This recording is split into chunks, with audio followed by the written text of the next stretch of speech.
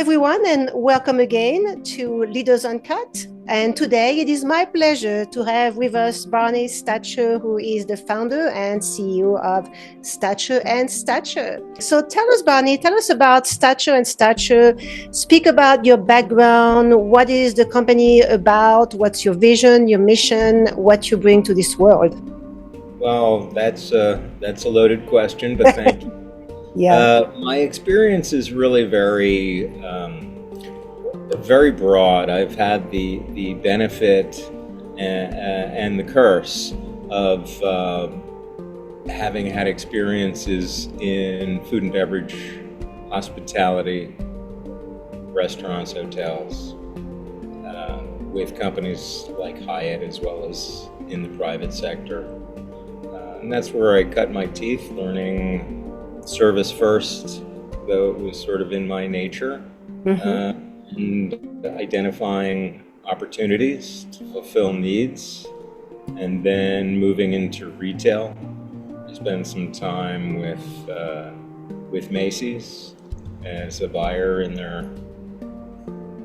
That must have been quite interesting. That must have been quite an interesting experience. It was great. It was in the days of the Macy's cellar, which was renowned at the time for housewares and being on edge, and I had the opportunity to develop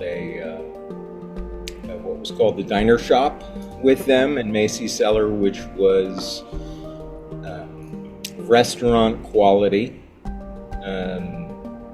home appliances, countertop appliances. So taking high-level toasters and blenders and bringing them in. Very exciting times back then. And then it evolved over time into consulting and go-to-market for a variety of consumer product manufacturing firms, delivering private label, white label, and branded product to retailers. Different channels. And the last 5 years, has been more in B2B2C technology, AI-related, conversational AI, face recognition, things where the business is working with a tool or a platform or a technology to enhance the relationship and the transactional fluidity with their consumer. Build the relationship. So that's essentially my background. Work with different companies on go-to-market and bringing new technologies. Which is very important, because I believe, and I've seen that in many cases where business owners have the awareness that they need to incorporate new technologies within their systems. However, a lot of them have no idea where to start. They don't know what is critical, and they don't know when they have to do it. And I'm sure this is something that you are faced with on a regular basis. I would say it's the essence of what I do is bridging the gap between the marketplace, those that are on the retailer side, for example, and those technologies that are coming to them. And so those technologies, those platforms need to really understand the use case, what's driving ROI, value for that retailer or whatever that enterprise may be. And then that enterprise also needs to be able to understand how to communicate what might be a new process or a new experience that has an elevated value but a change in behavior to their consumer base. That's right. Customers. And so it's all the way through the channel, and that's essentially what I do, is try and identify those points, make them clear, make them easy, understandable, and actionable. Yeah, no, that's very important. A lot of people think, though, it's an additional expense. How do I justify that additional expense? And what I typically answer to questions like that is, well, you have to understand that this is going to open up new market opportunities. And if you don't jump in right now, your competitors will. And then what happens? You may jump in too late, and then when it's too late, right? Yeah, and I hate the term fail fast because that can be expensive too. Yeah. But there are many things in technology and AI in particular that are easy to implement, low-hanging fruit, where you're not risking exposing your technology. It's just a tool like a good hammer or a better typewriter, pardon me, to go back I to love that. that And analogy. use Yeah. that as what can we do the most basic things with that will enable the human in the process to be more efficient and more effective and or more creative. Yeah. There's no reason why you can't ask GPT 4.0 or Perplexity for a few ideas based upon your input. I need some ideas. Yeah, no, that's true. I mean, I always see it as an addition. It's a tool. It's another partner that's right there with me by my side when I need it to streamline maybe some of my thinking and to make me better at what I do. Actually, I think it's something that is very positive, as has been for me in my world. It's interesting because one of my favorite questions to ask someone when I'm talking about their business is the same type of question I should be asking ChatGPT right now as part of my prompts is, what question am I not asking you? That's true. Let's uncover, we know what we know, we don't know what we don't know. Yeah. So let's speak to somebody else that might have a bigger picture, a broader picture, or the direct experience to. True. So true. But human beings do not like change. Human beings do not like to be challenged in ways that makes them feel uncomfortable. Most people don't.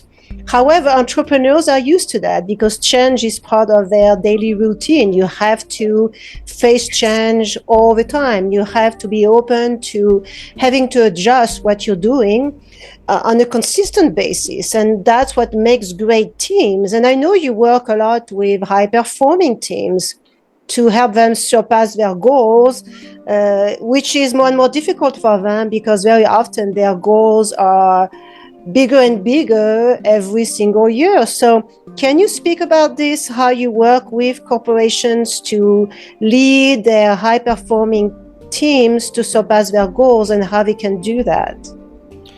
Yes, I think one of the things I've learned over time is to try and make it a reflective process. Okay. In those teams, they are first taking an opportunity to reflect upon their own perception of their own performance and behavior and what they contribute to things that are both good and bad. Because that dialogue helps open them up in the group conversation, sort of warms up the table, as it were, to what they might expect. And then it also allows, if I'm engaged in that process, to ask the question, what are you not talking about that you might hear? Let's explore behaviors, situations that you haven't discussed in the past or that have prevented the team from becoming as efficient and effective as possible, or that have enhanced it. And how do we build on that? So that's the first thing that I do, is try and make it a reflective process and then bring it into a 360 process whereby everybody looks at everybody in a 360 and in a non-threatening way. Nothing is to be accusatory. So, and I would imagine when you go through that process, some heads may have to fall. Has that happened to you, where people or companies have to, or suddenly realize that they may not have the right people on their team, that they may have to bring in someone that has different skill sets and maybe a different perspective and attitude towards what they are trying to accomplish? I'll go back to the point of being able to ask them, the senior team, deciding that this is a necessary piece of alignment that needs to take place, or realignment. what their perceptions and expectations are going forward. I want to know what their predispositions are, what their cognitive biases are, what their forest for the trees situation is going in, so I can either validate that or deny it, and not have a subsequent waste of time, iterative, that's not exactly what happened situation. So I've already got a benchmark or basis or a starting point, again, whether or not their observations and decisions are valid or not. I've got a reason why they feel that way. So what's the process, Barney? How long does it take, or when companies are interested, they realize, oh yes, I do need Barney's expertise here, I do need to start the process. Can you speak to that? How does that work? How long does it take?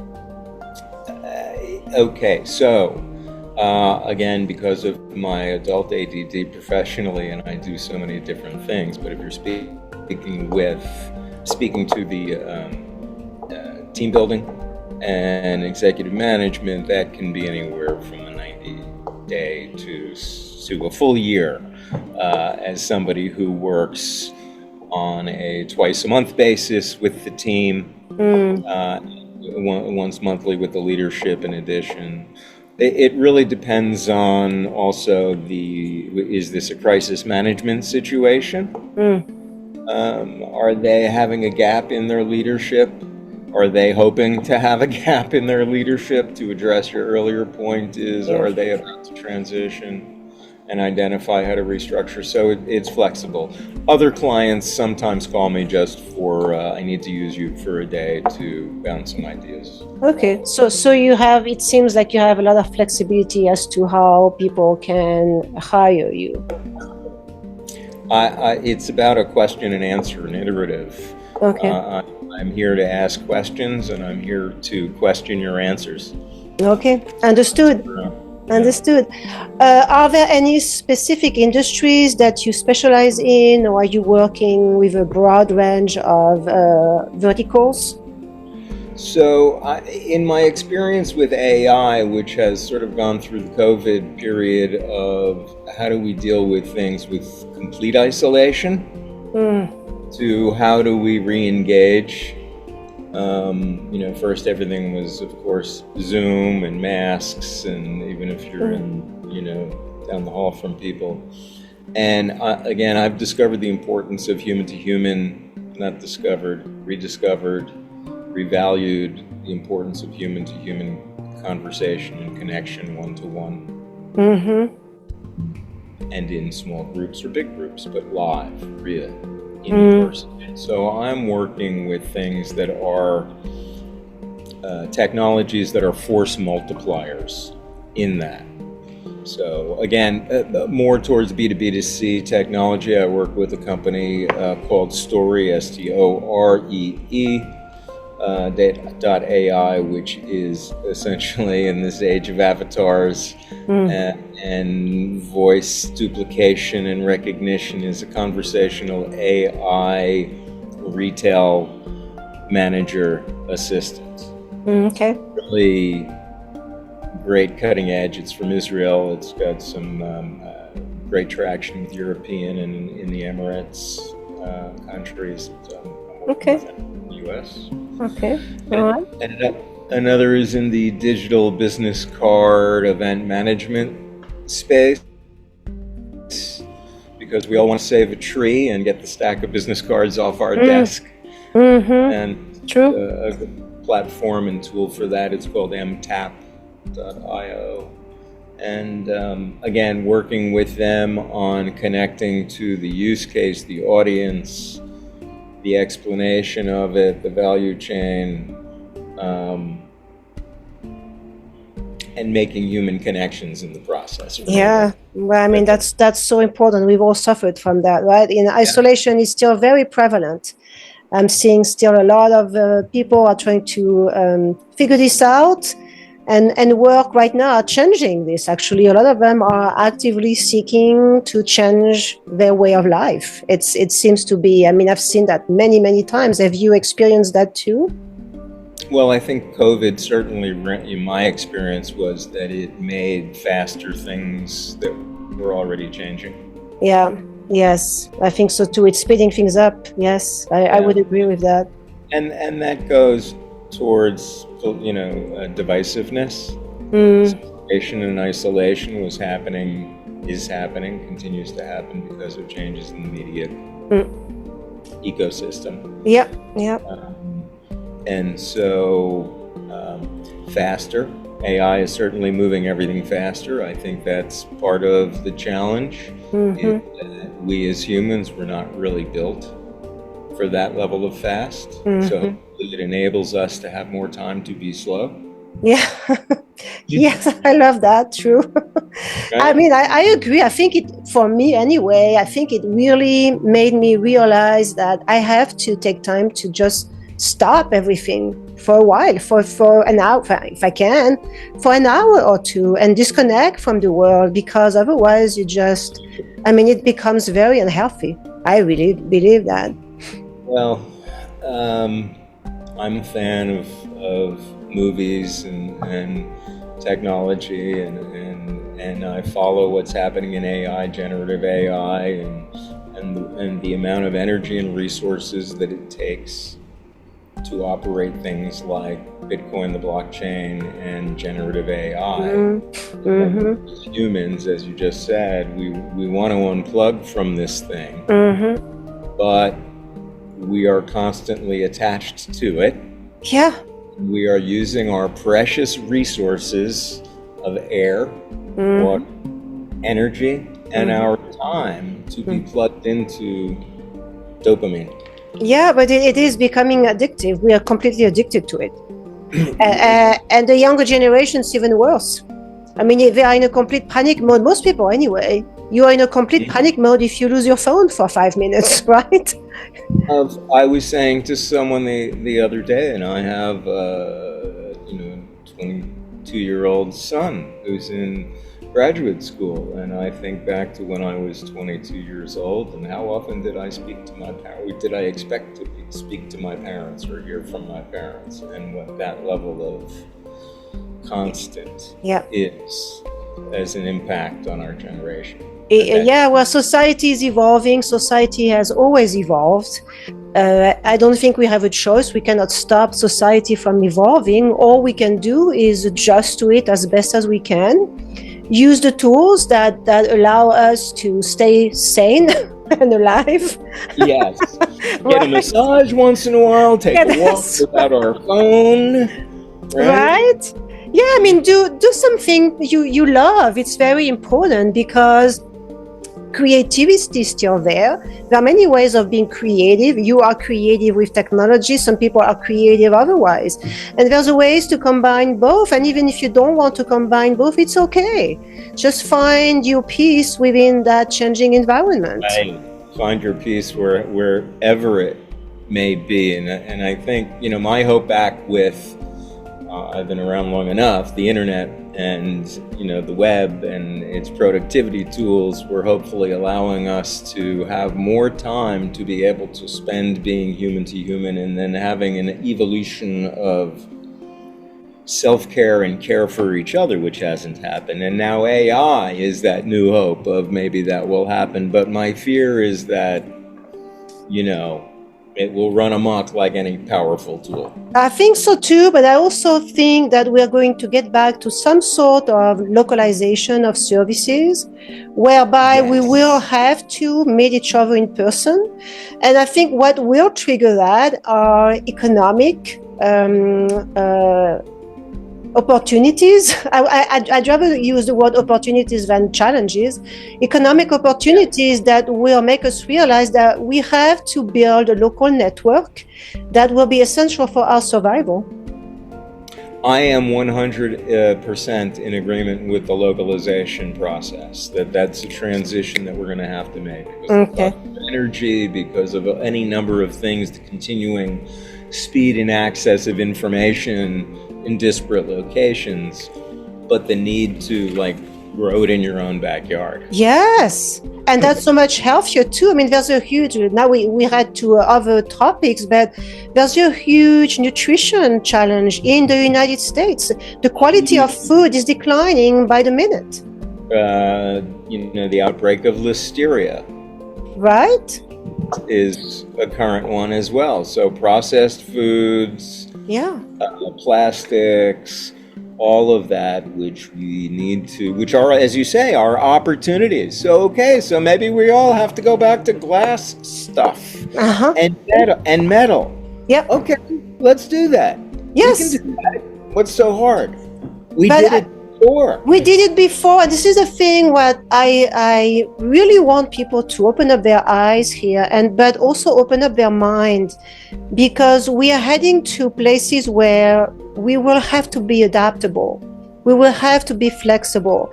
We will have to develop a different perspective than the one we've had maybe for the 3 or 4 decades.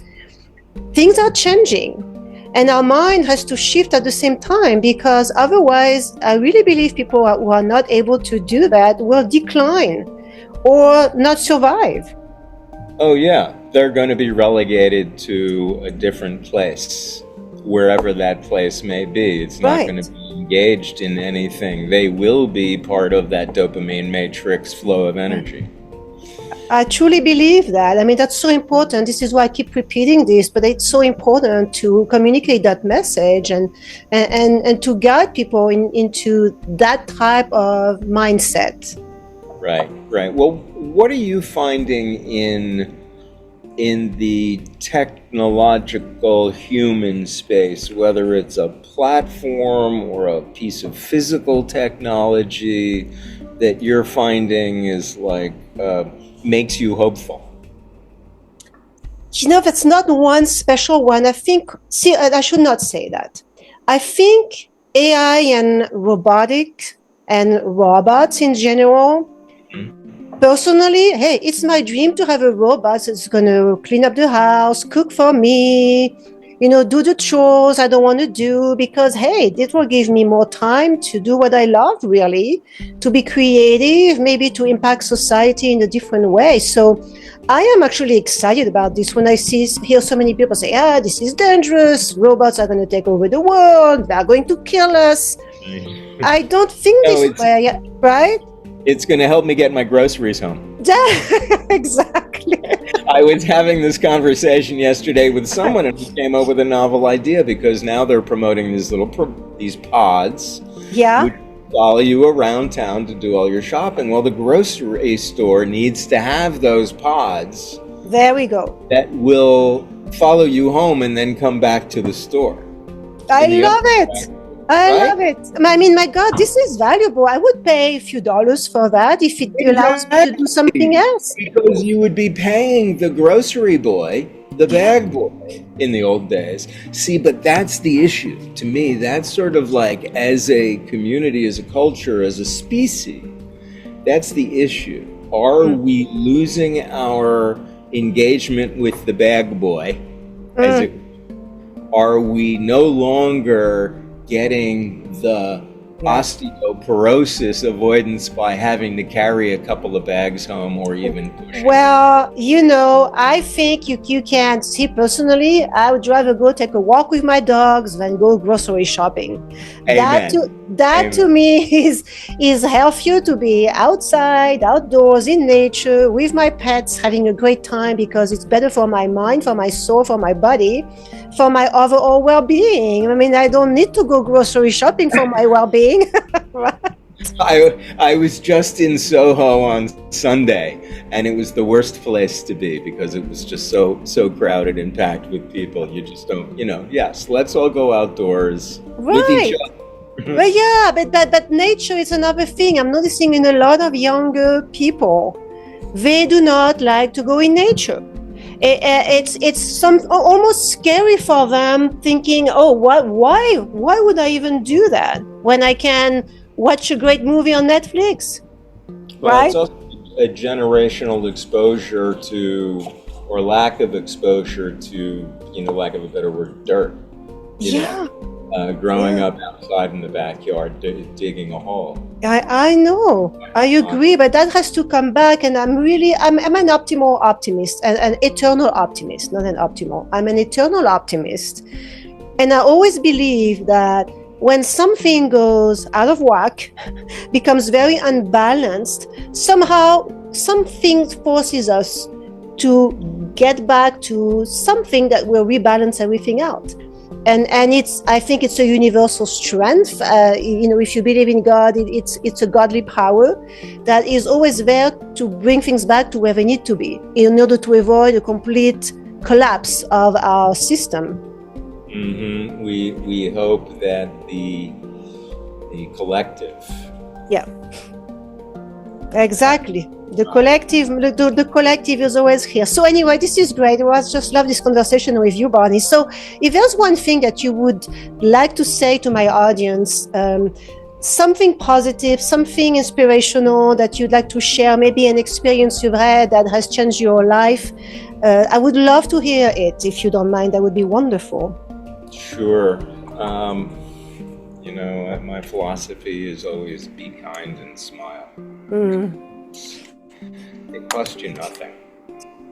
They cost you nothing, and they give you back only positivity. And if they don't give you back positivity, well, then that wasn't a moment meant to be, and you can pass by it and continue to put your energy elsewhere. But if we would all just smile, be kind first. Mm-hmm. So that's my big, deep philosophical moment. I love it. I always say life is a mirror. I always repeat that to my daughter. Says life is a mirror, and just test it. Go out, go into a store, smile with people, be welcoming. Guess what you're going to get in return? Smile and a welcome most of the time, unless someone is having a really bad day.